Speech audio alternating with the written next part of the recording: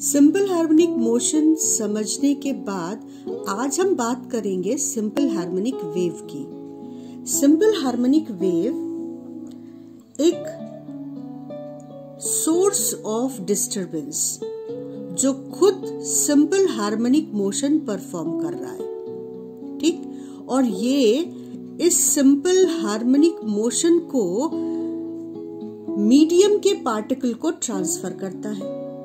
तो मीडियम का पार्टिकल भी एसएचएम परफॉर्म करने लगता है उसी फ्रीक्वेंसी से जिस फ्रीक्वेंसी से ये सोर्स उस एसएचएम को परफॉर्म कर रहा है, और उसी एम्पलीट्यूड से जिस एम्पलीट्यूड से ये एसएचएम का source simple harmonic motion perform कर रहा है।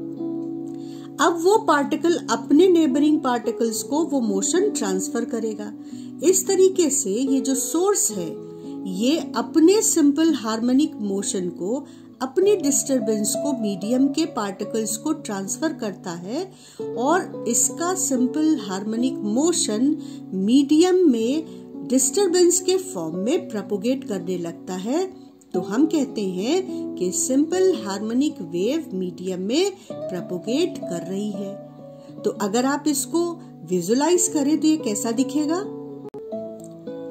ये वेव कुछ ऐसी दिखेगी जो बहुत सारे सिंपल हार्मोनिक पल्सेस का ग्रुप है, और जिस सोर्स से ये वेव जनरेट हो रही है उसे हम नॉर्मली हार्मोनिक ऑसिलेटर बोलते हैं, जो खुद एक एसएचएम परफॉर्म करता है और उसी डिस्टरबेंस को मीडियम को ट्रांसफर करता है।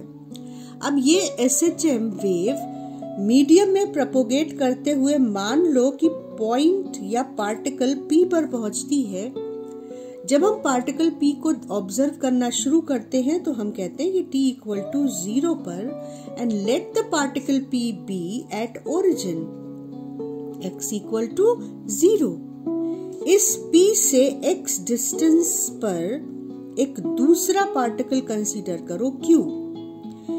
इस Q तक पहुंचने के लिए अगर ये वेव v वेलोसिटी से चल रही है तो इस वेव को x अपॉन v टाइम लगेगा p से q तक पहुंचने में, और तब q को ये डिस्टरबेंस रिसीव होगा और q भी सिंपल हार्मोनिक मोशन परफॉर्म करने लगेगा। तो p ने पहले रिसीव किया और x अपॉन v टाइम के बाद उसे q रिसीव करता है और सिंपल हार्मोनिक मोशन परफॉर्म करता है। अब हम इस इक्वेशन की, इस वेव की इक्वेशन को लिखना चाहते हैं। तो इस वेव की इक्वेशन को लिखने के लिए हमको P और Q दोनों के एसएचएम को इनकॉर्पोरेट करके एक इक्वेशन चाहिए, जबकि हमको पता क्या है? हमको एक पार्टिकल की इक्वेशन पता है कि अगर कोई पार्टिकल एसएचएम परफॉर्म कर रहा है तो उसकी इक्वेशन इस तरीके से लिखते हैं।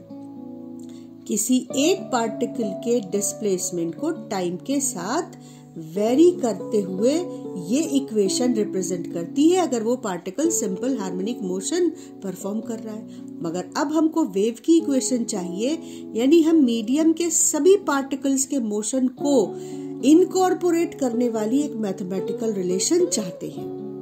तो उसके लिए जो हमारा लॉजिक है वो इस तरीके से डेवलप करना है कि वो सभी टाइम पर सभी पार्टिकल्स के मोशन को रिप्रेजेंट कर सके। Consider two particles P and Q of a medium x distance apart, and a simple harmonic wave is propagating in the medium with velocity v. When wave reaches to particle P, P receives that motion and starts performing simple harmonic motion at its own place. Then wave reaches to particle Q at time t after traveling distance x with velocity v, and Q starts that motion which P started t minus x upon v time before. अगर हम इस logic को use करें कि जिस motion को t time पर q ने स्टार्ट किया उस मोशन को t minus x upon v time पहले p स्टार्ट कर रहा था, तो हम t टाइम पर q के मोशन में इस टाइम को रिप्लेस कर दें। y is equal to a sine omega t minus x upon v. क्या लॉजिक यूज किया हमने कि t टाइम पर जब हम इस पार्टिकल को देख रहे हैं तो वेव इस तक पहुंची है और ये SHM शुरू कर रहा है, लेकिन जो मोशन ये t टाइम पे शुरू कर रहा है उसे t minus x upon v time पहले p ने शुरू किया था। तो q की इक्वेशन में p के मोशन को इन्वॉल्व करने के लिए हमने t को रिप्लेस कर दिया t minus x upon v से, और अब ये इक्वेशन x के साथ भी y के वेरिएशन को बताएगी और t के साथ भी y के वेरिएशन को बताएगी। अब इंटरेस्टिंग फैक्ट क्या है, इस इक्वेशन को जरा ध्यान से देखते हैं। इस इक्वेशन को पहले हम हाईलाइट करें और अब इसको जरा ध्यान से एनालाइज करते हैं। अगर मैं किसी टाइम t पर डिफरेंट मीडियम पार्टिकल्स जो डिफरेंट पोजीशंस पर हैं, किसी टाइम t पर डिफरेंट मीडियम पार्टिकल्स के डिस्प्लेसमेंट को देखना चाहूं तो मैं एक स्नैपशॉट लूंगी। उस स्नैपशॉट में उस पर्टिकुलर मोमेंट पर हर पार्टिकल अपने मोशन के डिफरेंट फेज में होगा, क्योंकि जब वेव पहुंचती है तो वो पहले x1 को मिली, फिर x2 को मिली, फिर x3 को मिली, फिर x4 को मिली, यानी वेव हर पार्टिकल के पास डिफरेंट टाइम पर पहुंची। हर पार्टिकल ने डिफरेंट टाइम पर अपना मोशन स्टार्ट किया, तो हर पार्टिकल अपने मोशन के डिफरेंट फेज में है। अब किसी टाइम t पर ये इक्वेशन डिफरेंट पोजीशन पर पार्टिकल्स के डिस्प्लेसमेंट को रिप्रेजेंट करती है। किसी टाइम t पर, यानी t फिक्स हो गया तो x के साथ y के वेरिएशन को आप देख सकते हैं। अगर मैं कहूं कि किसी पोजीशन x पर, मान लो कि मैंने कहा x2 पोजीशन पर जो पार्टिकल है वो SHM परफॉर्म कर रहा है, कैसे टाइम के साथ उसका डिस्प्लेसमेंट वेरी कर रहा है, तो किसी पोजीशन x पर आप y को टाइम के साथ वेरी करता देख सकते हैं। यानी अगर आप x फिक्स कर दो तो ये y का t के साथ वेरिएशन बताता है। y का t के साथ वेरिएशन मतलब सिंपल हार्मोनिक मोशन की सिंपल सी इक्वेशन, और y का x के साथ वेरिएशन मतलब मीडियम के सभी पार्टिकल्स का किसी खास टाइम पर डिस्प्लेसमेंट फिक्स करके फ्रीज करके दिखा देती है ये इक्वेशन। तो ये इक्वेशन टाइम और x दोनों को इन्वॉल्व कर रही है और ये वेव की इक्वेशन बन गई। तो अब हम इस इक्वेशन को डिफरेंट फॉर्म्स में देखेंगे, क्योंकि हमको अगर क्वेश्चन मिले कि इक्वेशन दी है और पूछा है कि ये सिंपल हार्मोनिक वेव की इक्वेशन है या नहीं, तो हमें उसके डिफरेंट फॉर्म्स पता होने चाहिए, तभी हम ये पहचान पाएंगे कि ये इक्वेशन सिंपल हार्मोनिक वेव की है या नहीं। तो अब हम आ जाते हैं अपनी वेव की इक्वेशन पर जो अभी अभी हमने डेवलप की। y is equal to a sine omega t minus x upon v. अब इसका पहला फॉर्म, हम इस इक्वेशन में ब्रैकेट को ओपन करते हैं। y is equal to a sine omega t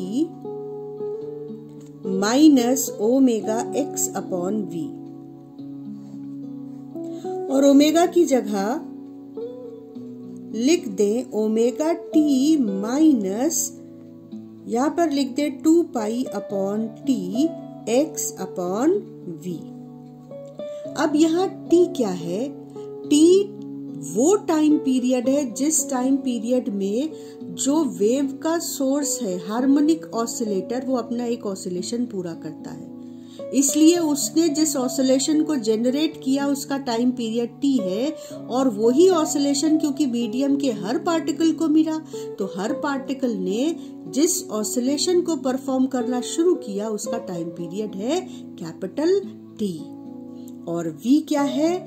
v है डिस्टरबेंस के मीडियम में प्रोपोगेट करने की रफ्तार, यानी सिंपल हार्मोनिक वेव की वेलोसिटी।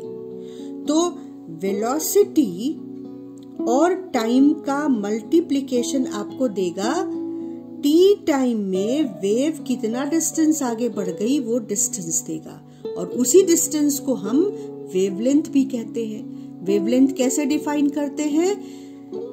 किसी वेव की एक टाइम पीरियड में ट्रेवल करने वाली डिस्टेंस को हम वेवलेंथ कहते हैं। तो हमने कहा कि a sine omega t minus 2πx upon v into T की जगह लिख देंगे वेवलेंथ लेमडा। अब ये जो 2π बाई लेमडा है, ये एक बहुत इम्पोर्टेंट क्वांटिटी है जिसको हम कहते हैं वेव नंबर, और इसको हम स्मॉल अल्फाबेट k से रिप्रेजेंट करते हैं। तो 2π बाई लेमडा को लिखा k, और हमारे पास इक्वेशन की एक फॉर्म आ गई y is omega t minus kx, जहाँ k क्या है? k है 2π बाई लेमडा, और इसको हम कहते हैं वेव नंबर।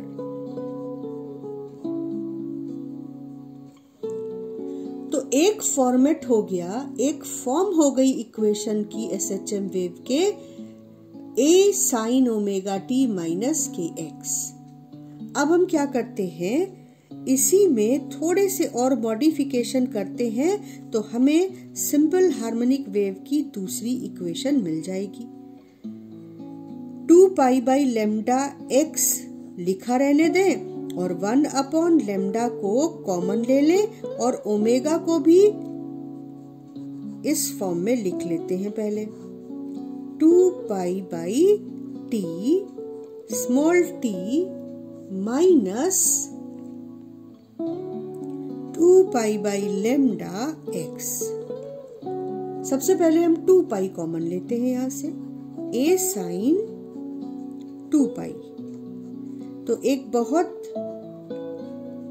कंफर्टेबल इक्वेशन हमको मिलती है, y is equal to a sine 2π t upon capital T minus x upon lambda. ये दूसरी फॉर्मेट हो गई सिंपल हार्मोनिक वेव के इक्वेशन की। अब क्या करें कि 1 अपॉन लेमडा भी इससे कॉमन ले लेते हैं। तो अगर हम 1 अपॉन लेमडा कॉमन ले लें तो ये हो जाएगा a साइन 2π बाई लेमडा, और यहाँ पे हमें मिलेगा lambda small t upon capital T minus x। Lambda upon t यानी distance travelled upon time interval in which that distance is travelled. तो ये तो वेव की वेलोसिटी को रिप्रेजेंट कर रहा है। तो हम लिख सकते हैं y is equal to a sine 2π by lambda wave velocity t minus x। तो हमने देखा 3 forms of simple harmonic wave. y is a sin 2π by lambda vt minus x, y is a sin 2π t upon time period minus x upon wavelength, और y is equal to a sin omega t minus kx। तो ये हो गई simple harmonic wave की equation और उसके different forms.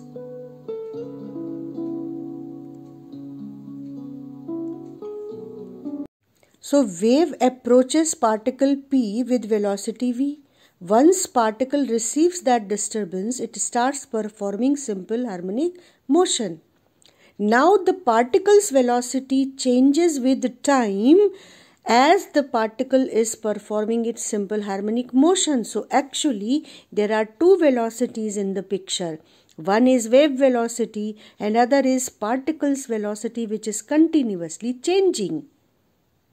तो wave velocity और पार्टिकल वेलोसिटी के बीच रिलेशन डेवलप करने के लिए हम वेव की इक्वेशन को लिख लेते हैं पहले, a sin omega T minus के एक्स, और अब इसे डिफरेंशिएट करें टाइम के रिस्पेक्ट में, तो dy by dt will be a sin omega T minus के एक्स हो जाएगा cos ओमेगा टी माइनस के एक्स, और उसके बाद हम इस टर्म को भी डिफरेंशिएट करेंगे। अब ये है डिस्प्लेसमेंट का वेरिएशन टाइम के साथ, और यहां पर दो वेरिएबल है, टाइम और पोजीशन। अब मीडियम में हम डिफरेंट पार्टिकल्स को जरा गौर से देखते हैं। जब वेव इन पार्टिकल्स पर पहुंचती है तो वेव डिफरेंट पार्टिकल्स के पास डिफरेंट टाइम में पहुंचती है, और जब पहुंचती है तो ये पार्टिकल SHM परफॉर्म करने लगते हैं। तो जब ये पार्टिकल SHM परफॉर्म कर रहे होते तो हम किसी एक पार्टिकल को लोकेट कर लें कि हम इस पार्टिकल की बात कर रहे हैं। तो क्या हमने x को फिक्स नहीं कर दिया अगर हमने कहा कि हम इस पार्टिकल की बात कर रहे हैं? अब इस पार्टिकल का डिस्प्लेसमेंट टाइम के साथ, यानी हम बात कर रहे हैं y का टाइम के साथ वेरिएशन, डिस्प्लेसमेंट टाइम के साथ। तो variation of displacement with time for a particular particle, that means for a particular position. तो एक्चुअली जब हमने ये कहा कि हम y को t के रिस्पेक्ट में डिफरेंशिएट करेंगे, तो हमने किसी एक पार्टिकल के बारे में बात फिक्स कर दी, यानी x यानी उस पार्टिकल की पोजीशन फिक्स है, वो टाइम के साथ नहीं बदल रही है। हम उस पार्टिकल के डिस्प्लेसमेंट को स्टडी कर रहे हैं टाइम के साथ। तो ये जैसे ही हमने dy by dt कहा, हमने x को फिक्स कर दिया। तो जब हम ओमेगा टी माइनस के एक्स को डिफरेंशिएट करेंगे टाइम के साथ, पहले हमने साइन थीटा को डिफरेंशिएट किया और लिख दिया कॉस थीटा। अब हम इस टर्म को डिफरेंशिएट करेंगे टाइम के साथ, तो x क्या हो जाएगा? कांस्टेंट जो टाइम के साथ बदल नहीं रहा है, एक पर्टिकुलर पार्टिकल। तो जब इसको डिफरेंशिएट किया तो ये टर्म तो जीरो हो गया, क्योंकि d ऑफ dt d के x ऑफ dt टाइम के साथ बदल नहीं रहा है, ये जीरो वैल्यू देगा। लेकिन ओमेगा टी ओमेगा वैल्यू देगा जब हम इसको टाइम के साथ डिफरेंशिएट करेंगे। तो हमारा जो डिफरेंशिएशन dy by dt था वो क्या आ गया? a omega cos omega T minus के एक्स। अब ये बात समझने जैसी है कि ये है पार्टिकल की वेलोसिटी,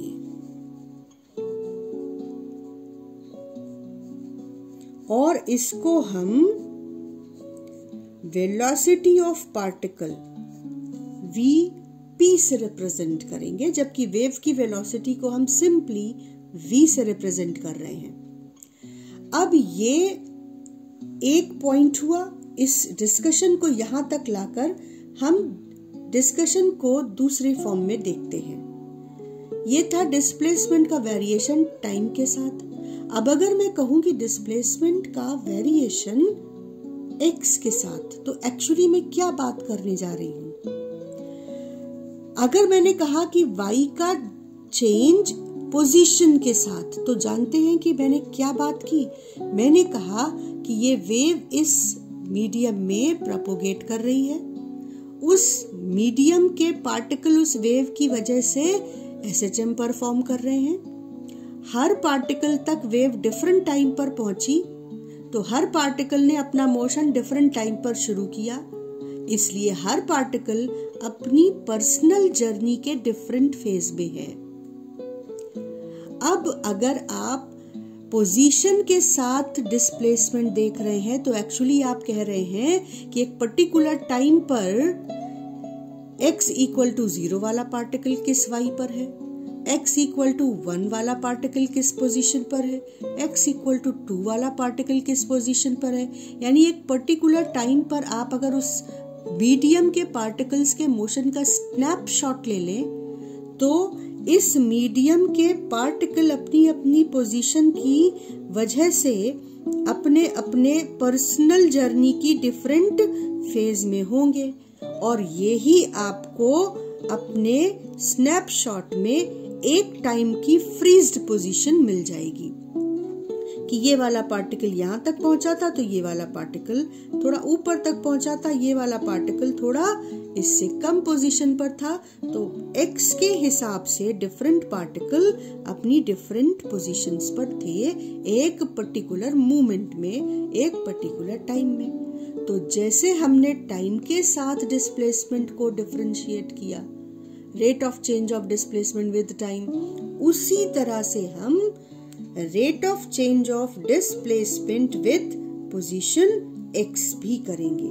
और जब हम x के साथ वेरिएशन देख रहे हैं तो एक्चुअली हम कह रहे हैं कि एक मोमेंट पर, एक टाइम t पर पर्टिकुलर, तो हम इस बार t को फिक्स कर रहे हैं। तो जब आप dy by dx करेंगे, t को फिक्स कर रहे हैं, तो इसकी इक्वेशन की वैल्यू आएगी a साइन थीटा फिर से कॉस थीटा हो जाएगा ओमेगा टी माइनस के एक्स, मगर इस बार x बदल रहा है, y x के हिसाब से बदल रहा है, लेकिन टाइम यानी मूवमेंट जिस पर हम डिफरेंट x के डिफरेंट y देख रहे हैं वो फिक्स है। तो ये टर्म dy by dx पर 0 देगा और ये टर्म आपको k देगा माइनस k। तो dy by dx हो जाएगा minus a k cos omega t minus kx। इन दोनों इक्वेशंस को ऑब्जर्व करते हैं। इन दोनों को अगर हम डिवाइड करें तो हमको dy by dx divided by dy by dt ये मिल जाएगा माइनस k अपॉन ओमेगा, या dy by dt divided by dy by dx मिल जाएगा ओमेगा बाई k। अब ओमेगा क्या है? 2 पाई बाई t और k क्या है? 2 pi by lambda. 2 pi cancel हो गया तो आपके पास बचेगा minus lambda upon t। Lambda है distance travelled by the wave in one time period, तो लेम्डा अपॉन t हो गया वेलोसिटी ऑफ वेव। तो dy by dt क्या है? पार्टिकल की वेलोसिटी। dy by dx ऐसे ही लिखा रहने देते हैं और लेम्डा बाई टी हो गया वेव की वेलोसिटी। तो dy by dx को भी थोड़ा सा समझ लेते हैं कि क्या है। Variation of y with x, अगर आप ये ग्राफ प्लॉट करें तो dy by dx इस ग्राफ का स्लोप होगा। ये जो ग्राफ मिलेगा हमको y वर्सेस x का, उसका जो स्लोप होगा that will be represented by dy by dx। तो अब हम इस पूरे इक्वेशन को एक टर्म में लिखें तो हम लिखेंगे कि velocity of particle divided by wave velocity is equal to slope of displacement position curve, या particles velocity is equal to minus wave velocity into slope of displacement versus position graph. और ये एक इम्पॉर्टेंट फॉर्मूला है किसी भी exam के लिए,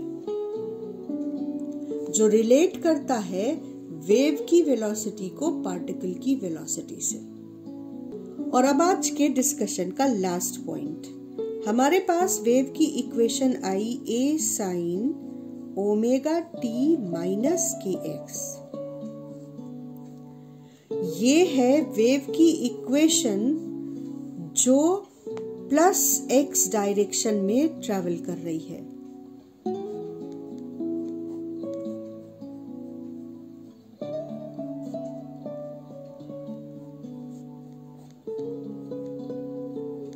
ठीक, अब अगर किसी वेव को माइनस एक्स डायरेक्शन में प्रोपोगेट करते देख रहे हैं तो उसकी इक्वेशन लिखने के लिए हमको सिंपली x को माइनस एक्स से रिप्लेस कर देना पड़ेगा। और अगर आप x को माइनस एक्स से रिप्लेस करोगे तो आपको ओमेगा टी प्लस के एक्स का फॉर्म मिलेगा। ये उस वेव की इक्वेशन है जो माइनस एक्स डायरेक्शन में मूव कर रही है। इन दोनों को ध्यान से देखने के बाद हम कंक्लूड करते हैं कि if time and x terms have opposite signs,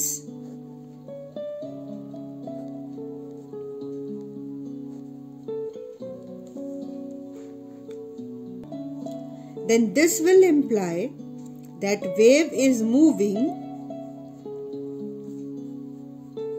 in plus x direction.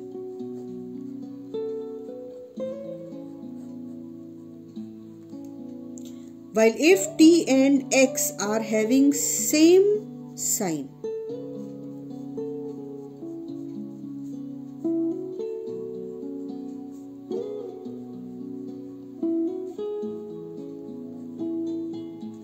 then this will imply that wave is moving in minus x direction.